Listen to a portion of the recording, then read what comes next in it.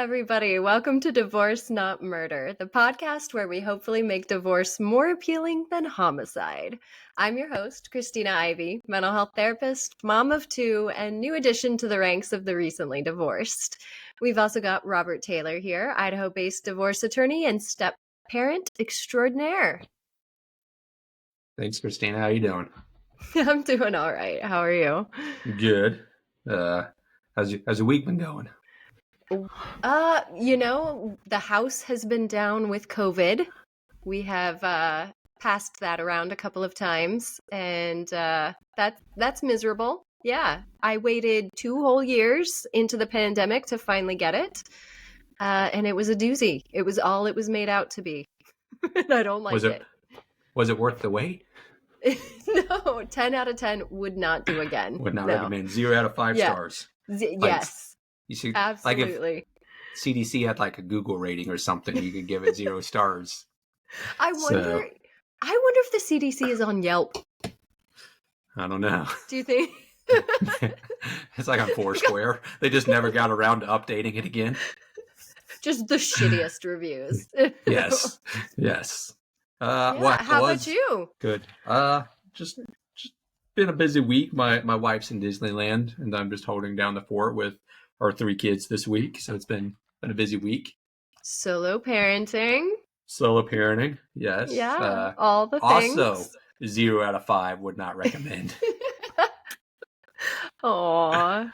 What has been the hardest thing so far about doing it all yourself this week? I don't know. I mean, I don't really want to complain. It's a lot. It's not hard. It's just a lot. But I think the hard part's coming, in that I've been washing laundry every night, and I've been drying laundry every night, and I've been compiling laundry every night.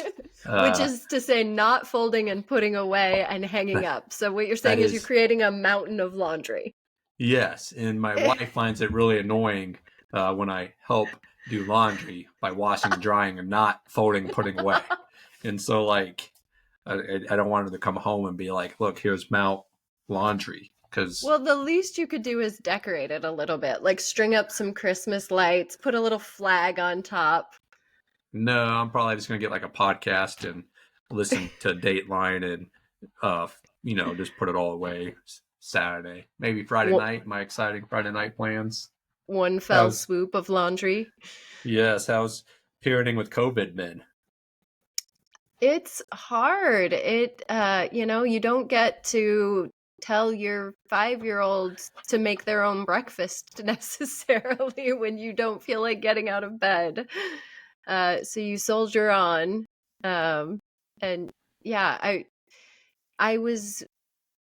I took for granted the opportunities that I had when I was married to tap out. And I think that single parents, man, mad respect. Absolutely. Those are our true warriors. Yeah, I'm like, been 4 days. I'm good to get back into the co-parenting situation.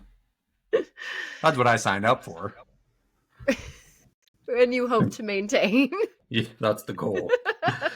I can't do this by myself.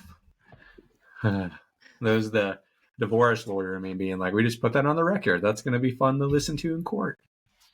All right. Do you think that times like these when your wife is out of town remind you to be grateful of sort of the shared responsibilities that you have together? Yeah, I mean, like you said, no one to tap out, but also no one to do the other half. It's great. But I'm also a member of the Idaho Army National Guard, and so I spend quite a bit of time away from home in that regard. And, whenever I'm gone, I'm just at a point where I want to be home and appreciate being home and hanging out with my wife and kids. So it's not like I need a reminder of what that's like. Though I will say normally when one of us is away, it's me staying in the hotel room by myself for 4 or 5 days at a time. Not the one home with the kids. It's definitely different being on this side of it. Yeah, so I mean that's actually what I meant. Like, does it Yeah. remind you to have gratitude for your spouse when those Yeah. times that she's picking up the load when you're off, doing having all that fun playing war? Yeah. I mean, my wife does a lot. It's just like, man, I don't even know where all this laundry comes from. My wife tells me like all the time she does a load of laundry or two a day, and I'm like, yeah, okay. And then it just keeps compiling. Every time I go in the laundry room, there's more laundry. Today there was 12 towels on the floor, and I don't understand because there's 7 of them in the dryer. But now, like a party of 4 has used 19 towels in 3 days. Like it doesn't make any sense. I don't get it. I don't. It's like a laundry fairy. So you're one of those people that believes that like your laundry is probably reproducing. Uh, It's having little laundry babies yeah. that you didn't Like know I had a about. Well, I feel like the teenagers in my house might be contributing to this problem. Like I've identified the source, uh, but it's a lot. And not just that. Like I mean, my wife cooks. Thankfully, cooked some meals for us during the week. So I just came home from getting the kids everywhere and reheated dinner. And it's just like, man, if I had to actually cook the dinner, and the teenagers are old enough to help out with the kitchen, and it's like do the kitchen while I go put the 6-year-old in bed. Like, man, what if I had to do the kitchen because kid's 5 or something? Just it's just a lot. uh Definitely do not recommend the solo parenting lifestyle if you don't have to. 0 stars. Yes. Mhm. So yeah. So you were the one that kind of had the idea for this podcast. You were the one that sold me on the topics, the conversation. What is it that you hope listeners will get out of this? Yeah. Funny story before I answer that question. Um, the last time that we spoke in person, I told you of some plans that I'd like to do to expand my practice. One of which was a podcast, and the other was to add wills and estate planning to my practice. And you asked me if I had enough broadband to handle both of those things or either of those things. And I thought about it and was like, yeah, probably not. I'm pretty busy as I am. And gave it some more thought and just decided to do both at the same time. Anyways, and then to drag you into it with me as well, so to bring you along for the ride. So, Not but only are you a glutton for punishment, but you're a sharer. yes, yes, it's good to have a partner. I've learned that again this week. But no, but I do think it's awesome to do this and to help. And you were kind of the ideal behind it. And when you were getting divorced, we had a good conversation, and that really framed and shaped the path that you took through that divorce journey. And it's just like, well, what if we could provide that same information and answer those same questions to the general public? Everybody wants to know generally about the answer to about 5 to 7 questions, and then whatever questions are unique to them. And it's just like, well, what if we could provide that information to people at the beginning of divorce? Or a lot of people don't really know where to start, or maybe they don't want their partner to know that they're making calls to divorce offices. So it's like, well, what if we just made the information available to everybody? Yeah. And then I decided to rope you in. I mean, you got the perspective of as a social worker, but also, I joke sometimes that I sell a product I don't want or a service that I don't want to use, by having someone recently go through it, adjust to life. And it's easy for me to focus on the legal aspects of a divorce. A lot of times I'll say like child support is easy because it's just a calculation, it's just numbers. But I also keep in mind that I'm not cashing the check and I'm not writing the check. And, having somebody that lives that life every day or has gone through the experience, I think, your experience, my knowledge on the topic, I think will be able to provide some unique perspectives. And Mhm. you have a pretty cool co-parenting relationship going on. And I thought that could be kind of cool to experience together. There's a lot of other podcasts, divorce podcasts in the space. We're obviously not, as we discovered trying to come up with a name, we're not unique in the divorce podcast space. But there's a lot of people, they're not all attorneys. A lot of times it's a lot of women that are gone through divorce, haven't really enjoyed the process. Maybe they didn't understand the process, but they're jaded or bitter at the end of the result, and it doesn't really matter why. And that's kind of the context and the framing of the information that they are putting out. And I've listened to some of that, and I've had my clients, I can tell if a client has listened to some of that. And it's like, well, that doesn't have to be that way. You don't have to end up at that spot. And I kind of thought that you and your former spouse have done a really good job of navigating away from that spot. Thanks. Yeah, I hope to bring that voice to the table. I was with my partner for almost 15 years, married for almost 14. And, you know, regardless of the reasons for the dissolution of our marriage, we really took to heart the hope and the desire to be amicable, not just out of respect for each other, but because we have 2 kids, and those kids are everything. And I think that that's one of the reasons that people shy away from divorce in the first place, is that they don't want their kids to that whole stigma of a broken home, and that stigma of parents at each other's throat all the time and fighting over everything in front of the kids and putting them in the middle, and that is never how we want to show up for them. And so I think there are strategies that we have that are pretty effective for that, and then there are times that we struggle, and happy to talk about some of those things. Awesome. Happy to have you on board with this project.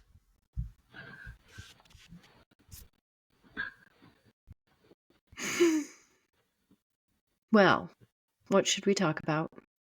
Well, What first? You said there were 5 to 7 questions that kind of everyone has, general questions. Are these ones that you hear a lot in your practice? yeah, I mean, I would say kind of the 5 main topics, if you have kids. But here's the question. When I reached out to you, because I absolutely abused my friendship with you and was like, hey, Robert from the podcast. I was like, before there was a podcast, to be Robert from the podcast. Right. Yes. Hey, Robert, divorce attorney extraordinaire. And then I don't even remember what initial questions I asked you. I really don't. But were they kind of in the vein that you're used to getting from folks? Yeah, they were pretty consistent.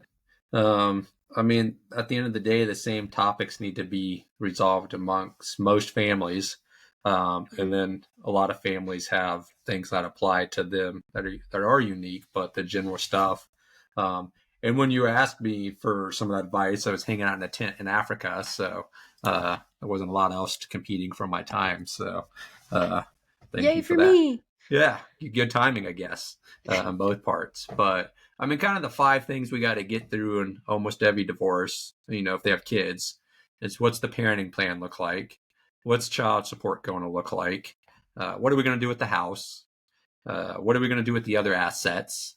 What are we going to do with the other debts? And then sometimes families have businesses together. Sometimes they own multiple homes. Sometimes they've been living apart for 3 years. Sometimes there's a pregnancy. Like, there's always some other stuff that mixes it up. But generally speaking, obviously if you don't have kids, you don't care about the first 2. But, what are we doing with the property? What are we doing with the stuff? Spousal support sometimes comes up. And sometimes people have pets that they consider their children. I mean, you're doing your own custody arrangement sometimes for puppies. Yeah, we've done pets. This is Idaho. We've also done guns. Try to figure out who gets what gun. Fair enough. Horses come up sometimes. Came up a couple times this week, actually. Dogs come up often. I did one last week where a snake came up. A snake. Yes. A nope rope. Yes, we have a snake in our house, and I mentioned this to my wife, and it kind of turned into a debate as to which one of us would have to take the snake. Not get to, have to. Yes. So, but yeah, so I mean, those are kind of the 5 main questions that we'll go through with every call regarding divorce. And then I also kind of think there's 3 lenses that we look to answer those questions in. The first is, the legal answer. What's the court going to do? Mm-hmm. The second is like, well, what do you want to do? what do both parties want to do? What are the objectives? What are the goals? What does this look like when you leave? For example, somebody might really want to keep the house. Somebody else might want to keep retirement. Somebody else, maybe they both want to live in the same neighborhood. Maybe they want to keep the kids in the same school that they are now. Like, what is it that they want? I like to say you can probably have almost anything you want from your divorce, but you can't have everything. And then the third piece is like, what's practical? What can the parties afford to do? What can their schedules allow them to do? Yeah, okay, once we get through what the court would do and what they want to do, what can they do? And try to approach it through those three lenses. Okay. I had heard somebody once describe it as kind of go into the situation, and as long as everyone leaves the situation feeling like they haven't won, but they're okay with the outcome, then that's the best outcome. Because you shouldn't be going in there to win it, like win the divorce per se. Yeah, I would like to think that maybe both parties would be happy, but I also feel like if I'm getting complaints from both sides or hearing complaints, that both are equally unhappy, and then it's probably fair. Right. As long as it feels equitable in some way, even if that equity is unhappiness. Yeah. Or, sometimes, sometimes people might set out on a course to get what they want, and they end up getting what the court says they're entitled to. And there's a difference. And that doesn't always make people happy. It's an important consideration. Yes. So I imagine that there's different paths forward through divorce. You've got your contested and then you've got your uncontested. Mine was uncontested. I went through mediation. What do you think people need to know about an uncontested divorce? Yeah, so we do a lot, and we specialize, or we focus a lot on uncontested divorces. And I would say mediation is maybe a type of uncontested divorce, but it's also its own special, unique resolution outcome. But with uncontested divorce, we do primarily uncontested divorces, and the parties have either agreed to the outcome, the desired resolution, or they've agreed to agree down the road. Like, people call me and say, we got it all figured out. We just need someone to write it down and get it through the court system. We don't know anything about the court system. And then other times people call and say, hey, we don't know anything. We don't know where to start. We don't know what we're doing, but we've decided we're going to get through this as peacefully as possible. And we need someone to kind of guide us through the process. And so then really, you do have like a mediation hat, even if you're not fulfilling that mediator role. It's like very legally. Yes, so it's very, very similar. It looks a lot like mediation, but there's really a key difference, and it's an important difference. And really, it stems from the fact that I'm not allowed to represent both sides of a lawsuit, and as a mediator, you're not allowed to practice law. And so, a mediator is a neutral third party who facilitates a discussion that's going to get the parties to an agreement. And the outcome of those sessions, of that process, is a mediated agreement. It's a piece of paper with a bunch of terms and topics on it, and everybody signs it, and it's binding between the two of them. And so, it's getting people to that point, and it always happens. Someone's signing the document, and either that person or their spouse is saying, well, does this mean we're divorced? And it's like, nope. How do you get divorced? And as a mediator, you're now allowed to practice law or give legal advice. And so it's kind of like, well, I know the answer, but I'm not allowed to tell you. And it kind of made me feel like I was taking people's money and not solving the problem. Like, they want to get divorced. Like, that's the problem they are looking to solve. And some people do, like, if you have attorneys and you're already initiated in the legal proceedings, mediation is a good way to conclude those proceedings. And so some people are truly satisfied and only looking for the outcome or the agreement to that outcome, to mediation. So it works in that scenario. But a lot of people that just call and say, I want to get divorced. What do we do? How do we do it? So with the uncontested process, one person will hire me as an attorney. And that's different than being neutral with the mediator. And then I am able to give that person advice. I'm unable to give the other partner any advice at all. Do you end up And recommending that they obtain representation, even I if don't. in an uncontested situation?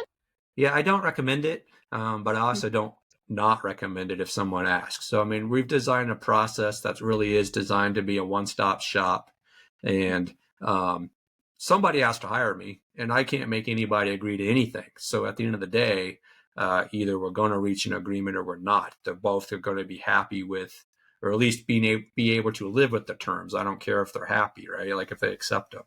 That's a different piece. But people do ask, and I would never discourage or tell somebody. I'm not sure that I'm allowed to discourage or tell somebody not to seek counsel if they wish to.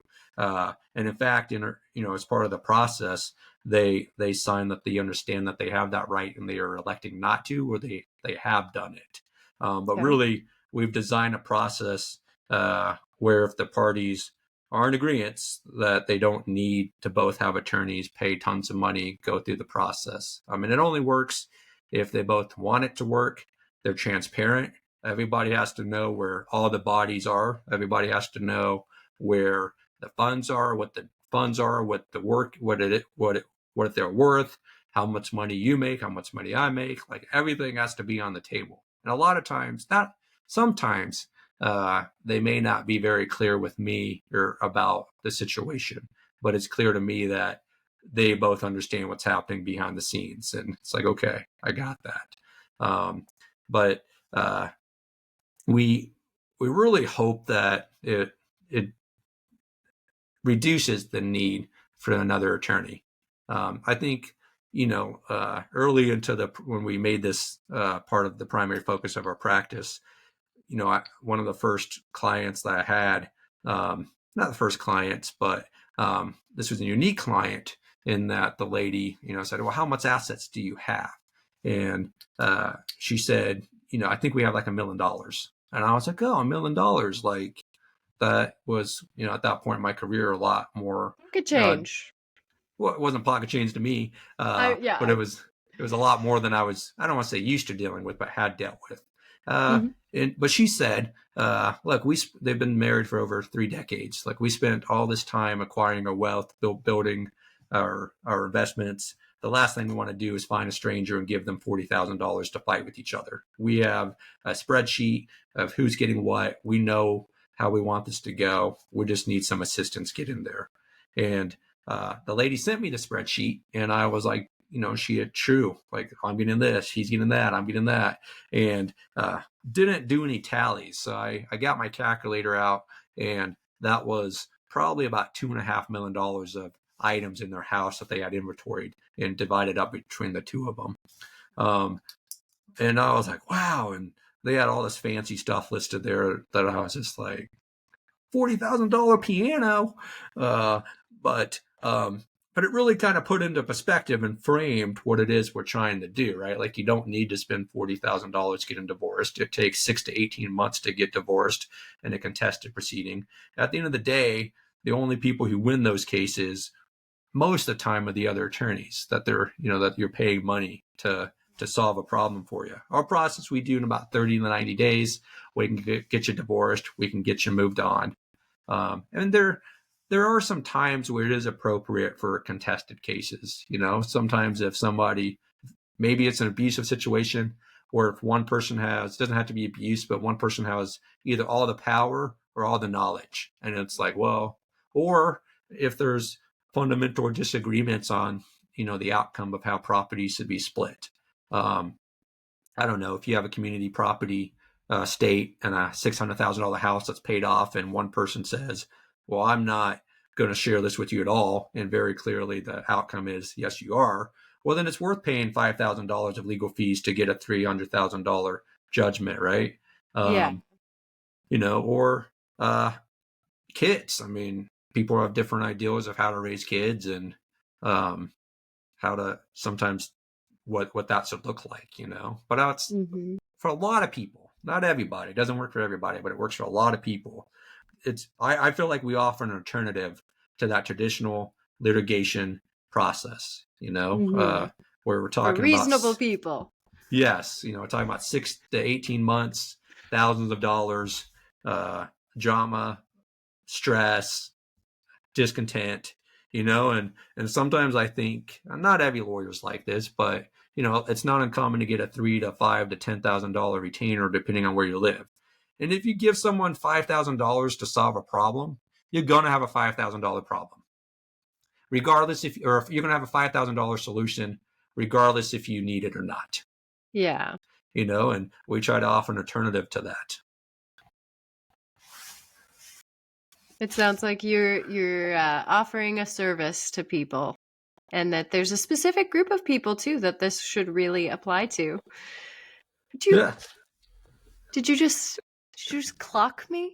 Well, I told you I was going to give you a hand signal when we reached about 22 minutes. This person who just spent 10 minutes espousing the virtues of the uncontested divorce is telling me I'm going over time. Well, I just told you I was going to let you know when we were about the mark we were aiming for. I didn't know what the hand signal was, so I just showed you the clock. I didn't want to do anything distracting. I'm a little disappointed that there was no League of Their Own fake hat motion or the nose rub and jazz hands. This is the first one. We'll work on it. But I guess having gone through mediation and then follow it up with an uncontested divorce, how much of the stress and how much smoother was the process on your end? Oh, it was incredibly fast, which of course, has its benefits and it has its detriments. I'll be honest, but we decided we were going to pursue divorce in July of last year, and by August 23rd, our divorce was finalized. So, we had an initial meeting with a mediator. We had a secondary follow-up meeting with the mediator. And then we really just were ready to kind of file everything. We had, as you mentioned, really gone through all of the pieces, asked ourselves the big questions about, debts and about our assets and about, of course, our children and our custody arrangement. All of those things, and had really ironed out almost all of it. There were a couple little sticking points around division of assets, and again around spousal support and around child support. I think that can happen frequently in marriages in which there's some pretty significant income disparity, either a stay-at-home parent or a part-time parent, and then another parent who's really bringing in the bulk of the financial, the income for the relationship. And people are shocked when I disclosed to people close to me that I was getting divorced. And then when I said, oh, my divorce is finalized, it was so quick. People were just shocked. And I was too. And again, it went smooth, and it was lovely for that. It wasn't, it allowed us to really continue to show up for our kids and really work on doing a planful separation and keep things as stable as possible through that process. And at the same time, I think that the speed of a situation like that can give rise to doubts. Am I doing the right thing? You almost feel like you got on a train and it's a runaway train, and now you can't pump the brakes even if you wanted to. So there are those emotional pitfalls that come with the expedited divorce as well. But I like that it was uncontested. I like that we were able to be adults through that situation, and none of us came up with murder charges. So winning. That's our goal, right? You both won that divorce. Divorce, not murder. Yes. Well, I kind of have a theory that, for the divorce timeline, there's 3 different axes. I don't know if it's X, Y, Z. I wasn't a math guy in high school. That's why I went to law school. But there's the process timeline, right? How long it takes, procedural. How long does it take to get divorced, the court system, file deadlines, waiting periods, that type stuff. I think there's a practical timeline as well. Some people come up with a plan, then they need time to execute it, right? Like, hey, maybe the plan is that mom moves into this house. Well, okay, we need some time to find the place, and we need some time to come up with the first and last deposits, and we need some time to schedule the move, right? Like stuff like that. Or if we're going to refinance the house, how long do you need? Like there's the I lost my train of thought. This was a good axis, but there's that timeline. And then the last that's the practical timeline. And then there's the emotional timeline, where I think people need time to process what they're going through. And sometimes what I see happens is one person's done a lot of thinking, a lot of planning, a lot of processing, and then they execute the procedure timeline, and the other person needs time to catch up. Or I mean, I had a case one time, someone came to my office Monday morning because Saturday night they woke up, their spouse wasn't in the house. They had they could track each other's cell phones, so tracked the cell phone to the reservoir in Mountain Home.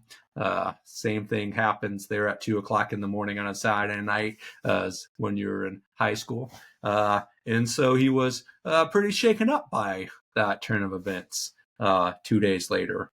And so it kind of makes me wonder, like, if you were maybe as far along on the emotional timeline as you thought you were, like maybe you thought about it, came up with all the plans, but then when you were actually like doing it, like maybe it was like, and sometimes like a lot of people come to me and then there's like this, oh shit, this is real moment. And they have to like, are we really doing this? And it sounds like maybe you were having those thoughts as you were wrapping up towards the end of the divorce.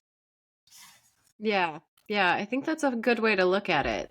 Those different axes or facets of the situation, and they're not all on the same timeline necessarily.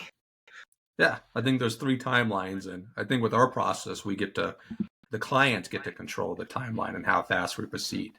But sometimes you do have clients where one person's really ready and the other person's still coming to terms with this major life change. Yeah.